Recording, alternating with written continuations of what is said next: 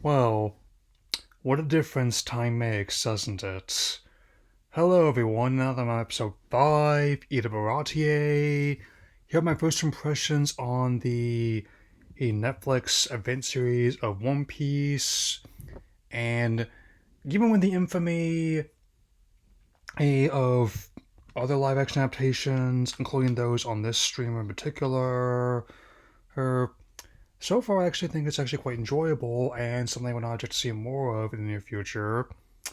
I had to wonder what this whole feels like, so let's begin. The series adapts Romance Dawn through Arlong Park, Herc in the course of the 8 episode season, and even though some changes were to be expected, I actually think they did a decent job about knowing what to keep, what to change, especially with Oda being directly involved in the creative process to make sure that tonally it was represented faithfully and to find a way to make the visual presentation work. I mean, for the Devil Fruit powers, even the proper Devil Fruits themselves looking kind of like the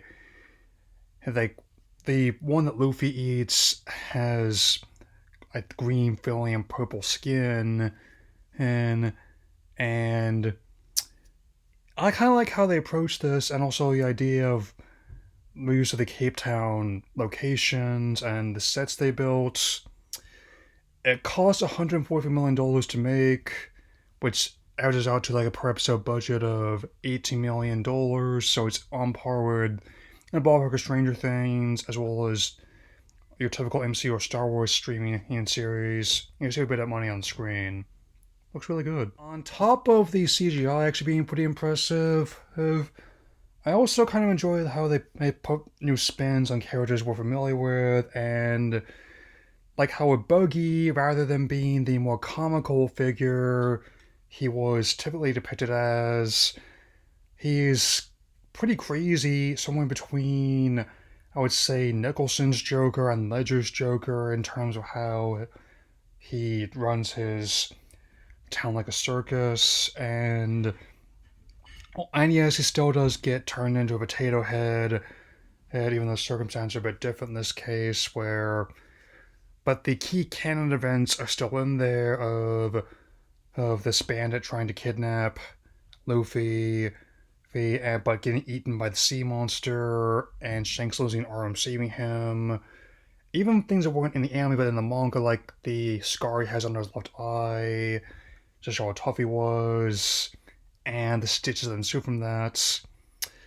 Even those even more small changes, like the whole bit with Kobe rising to the ranks of the Marine Corps, acting as something like a B plot in the series, which was in the original anime manga, but not quite like this, and also like the "get a hold of yourself, man" that Luffy gives him was actually the first scene they filmed, and actually was trickier than and when Buggy was giving him the water torture by Inaki Higodoi's own admission. Yeah, and I'm also liking how they approach the action. Has this actually tried to retain as much of the style as I could from the source material, as much as well as it did looking believable on story, on in live action.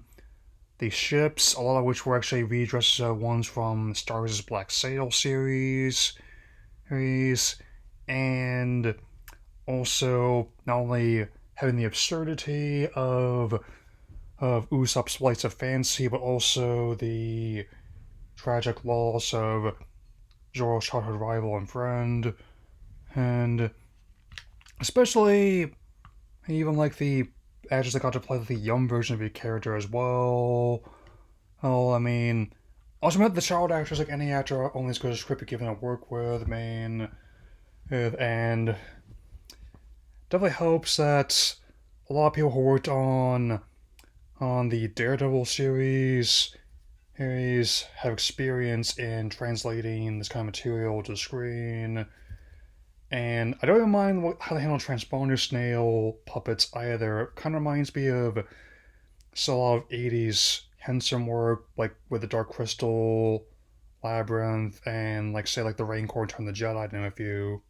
Yeah. Little details actually do make sense for the different medium, like how they frame lost stories in a linear fashion, and also like some of the other pirates casually swatting away their wanted posters as if they're part of the environments. Tonally, and in terms of the action, it's like a mixture or a delicious froth that combines elements of Pirates of the Caribbean, Looney Tunes, and Scott Pilgrim. And I really like it for that. I mean, I'm glad that they're trying to avoid a lot of mistakes that were made with the Death Note live action, and even to an extent like the divisive live action Bebop, about how they handle the story. I will say that it's okay to have serious material in there, but I will say that the likes of the MCU and Deadpool have heightened the acceptance of how much absurdity audiences were willing to accept in a story. I mean, still take it seriously. Fingers crossed about what James Gunn and Peter Safran will be doing with DC going forward. So, yeah. One last thing I will note is that I really enjoy the music in the series. Especially like the orchestra arrangement of We Are, as set off from Syrup Village, close to the first half of the show. And I will be back again tomorrow with another beloved Japanese property, which is closing the book on its chapter story, at least for now. Anyway, that'll be all for now, and I'll see you looking very soon. Take care, everyone.